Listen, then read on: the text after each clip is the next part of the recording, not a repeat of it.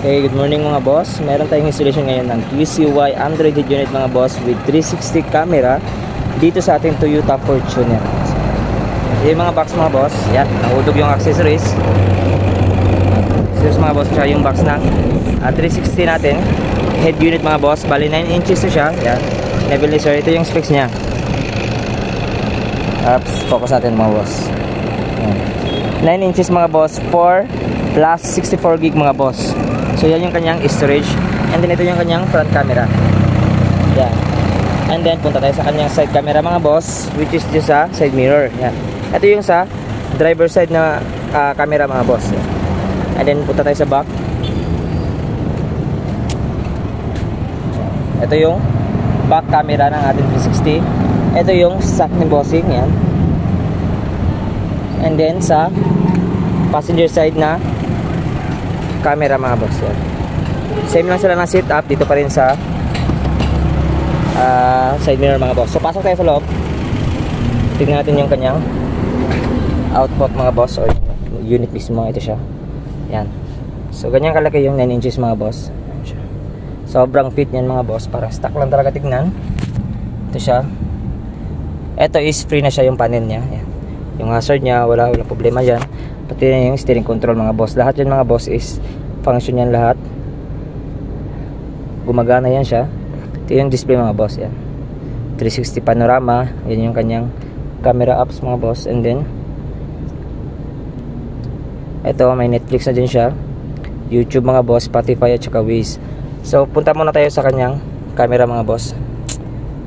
Ito muna yan. Ito yung kanyang 3D view. Yan. So walang ano sa Fortuner mga boss kasi kailangan pong pambilhin yan siya sa apps or sa ano sa store. Yan. Then check natin yung kanyang front camera. So ito yung kanyang front camera mga boss. Napakalinaw niyan. Sobrang clear lalo na pag actual mga boss. Yan. Ito yung kanyang back camera. And then yung side mirror sa driver side. Ito yung sa passenger side mga boss. Ito siya, yung camera niya. And then ito yung hazard view mga boss. Yan.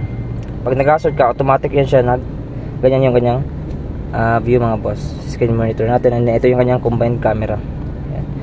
Sa side mirror mga boss, sa left side, sa driver side, and then sa kabila din, and then sa gitna na camera mga boss. So check natin yung kanyang triggered mga boss. Sige, reverse mo na boss. Yes, ayan, reverse. Yan, automatic yan mga boss. Sa reverse mga boss, and then sa side mirror, yan. Yung sa signal light. Sa kabila din. Yan. And then i-hazard natin.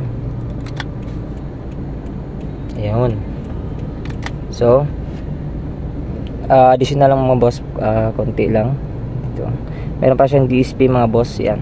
Ito. Kayo na pong bahala kung paano nyo po at itimpla, anong timpla gusto nyo po sa sound mga boss. Pero pag mahilig po kayo sa natural vocal, mga power mouse, kayo na bahala dyan, nag-adjust.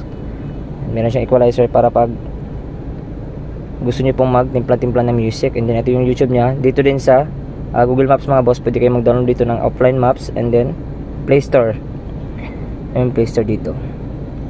Ito mga boss, download na kayo ng any apps na gusto nyo po.